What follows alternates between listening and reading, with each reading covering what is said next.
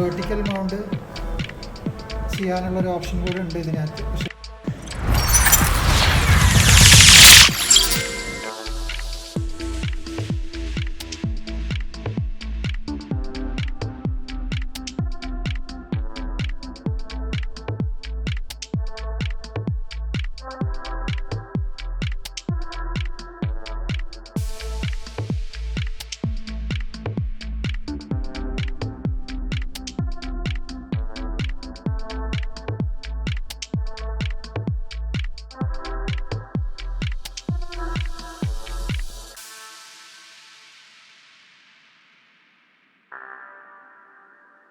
നമ്മൾ ഈ ബിൽഡിൻ്റെ ഏറ്റവും പ്രധാനപ്പെട്ട ഐറ്റമാണ് ഗ്രാഫിക്സ് കാർഡ്.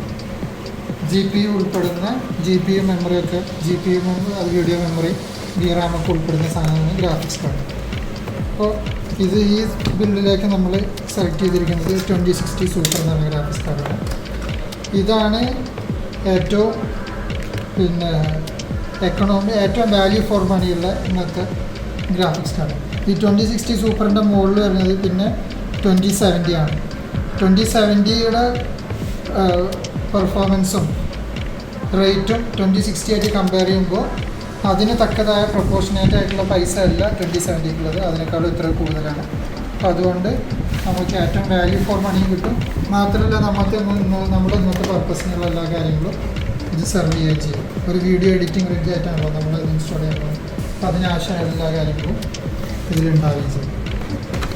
ഇതിൻ്റെ ഉള്ളിലുള്ള എന്തൊക്കെയാണ് ഒരു ക്വിക്ക് ഇൻസ്റ്റലേഷൻ ഗൈഡ്, ഒരു thank you for choosing your product, welcome MSI cover. ഇതാണ് നമ്മുടെ ഗ്രാഫിക്സ് കാർഡ്.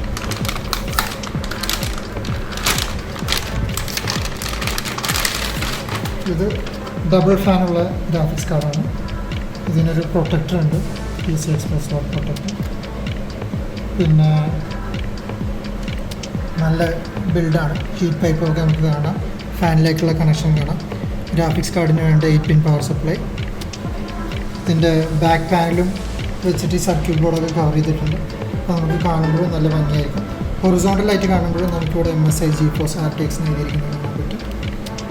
ഇതിൻ്റെ സ്ക്രീൻ പ്രിൻറ്റിങ്ങൊന്നും അത്ര നല്ല ക്വാളിറ്റി എന്ന് പറയാനില്ല, എന്നാലും കുഴപ്പമില്ല. പ്ലാസ്റ്റിക്കിൻ്റെ മുകളിലാണ് മെറ്റാലിക് കളറിൽ മെറ്റാലിക് പെയിൻറ്റ് വെച്ചിട്ട് സ്ക്രീൻ പ്രിൻറ്റ് ചെയ്തിരിക്കുന്നത്. ഇതിൻ്റെ ബാക്കിൽ നിന്ന് നോക്കുമ്പോൾ ഇതിനകത്ത് ഒരു കാർബൺ ഫൈബർ ടെക്സ്ചർ പോലെ പ്ലാസ്റ്റിക് ആക്കിയിട്ടുണ്ട്. അത് കാണാൻ കുറച്ചുകൂടെ ഭംഗിയുണ്ട്. ഇതൊക്കെ വെറും ചീപ്പ് പ്ലാസ്റ്റിക്കാണ്. ഇതും കളറുണ്ട്, പക്ഷെ എന്നാലും പ്ലാസ്റ്റിക് ക്വാളിറ്റി അത്ര നല്ലതാണെന്ന് പറയാൻ പറ്റില്ല. പക്ഷേ ഈ പൈസക്ക് ഇതിനെക്കാട്ടി നല്ലൊരു ഗ്രാഫിക്സ് കാർഡ് കിട്ടാനുള്ള സാധ്യത വളരെ കുറവാണ്. നമ്മൾ ഈ PCI Express സ്ലോട്ടിനാണ് സ്റ്റീൽ പ്രൊട്ടക്ഷൻ ഉള്ളത്. ഇതാണ് ഡയറക്റ്റ് കണക്ഷൻ ഉള്ളത്. അതിന് മുമ്പ് നമുക്കിത് ഇങ്ങനെ കണക്ട് ചെയ്യണമെങ്കിൽ ഇവിടെ ഈ സാധനം മൂലം എന്നാലേ കണക്ട് ചെയ്യാൻ പറ്റുള്ളൂ. പിന്നെ വെർട്ടിക്കൽ മൗണ്ട് ചെയ്യാനുള്ളൊരു ഓപ്ഷൻ കൂടെ ഉണ്ട് ഇതിനകത്ത്. പക്ഷേ ഇപ്പോൾ നമ്മൾ വെർട്ടിക്കൽ മൗണ്ടിന് വേണ്ടിയിട്ട് പോകുന്നില്ല. വെർട്ടിക്കൽ മൗണ്ടാണ് കാണാൻ ഭംഗി. പക്ഷേ നമ്മൾ ഫ്യൂച്ചറിൽ നമ്മൾ ഇവിടുന്ന് ഒരു എക്സ്റ്റൻഷൻ ഇട്ടിട്ട് നമുക്ക് വേണമെങ്കിൽ ഇങ്ങനെ വെർട്ടിക്കൽ മൗണ്ടായിട്ട് നോക്കാം. ഇപ്പോൾ നമ്മൾ എന്തായാലും ഹൊറിസോണ്ടൽ മൗണ്ടായിട്ടാണ് നോക്കാം.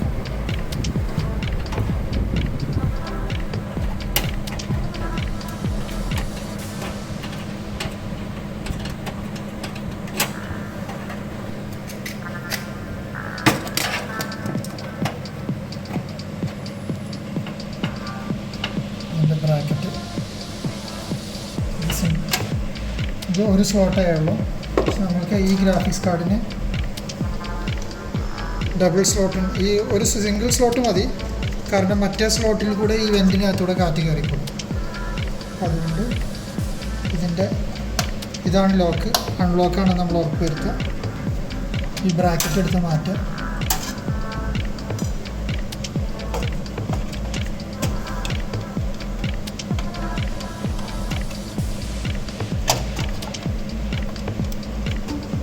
ഇതിനകത്തോട്ടേക്ക്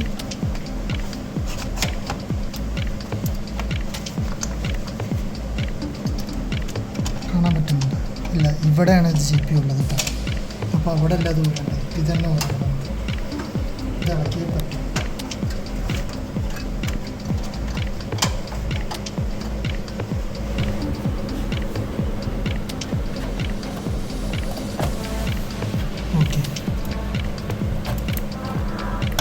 ലോക്കായി.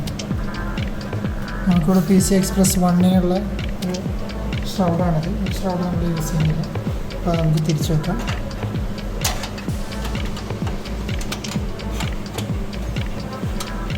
കട്ടിയുള്ള സ്ക്രൂ ഇതാ, ഈ സ്ക്രൂ ആണ്. ഇത് രണ്ടെണ്ണം യൂസ് ചെയ്തിട്ട് നമ്മൾ ഇതിനെ ടൈറ്റ് ചെയ്യണം.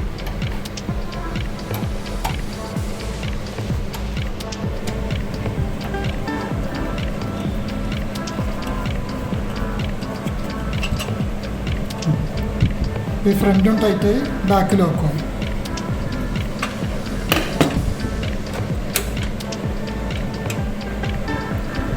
ഇനി ഇത് ടൈറ്റ് ചെയ്യാനുള്ള രണ്ട്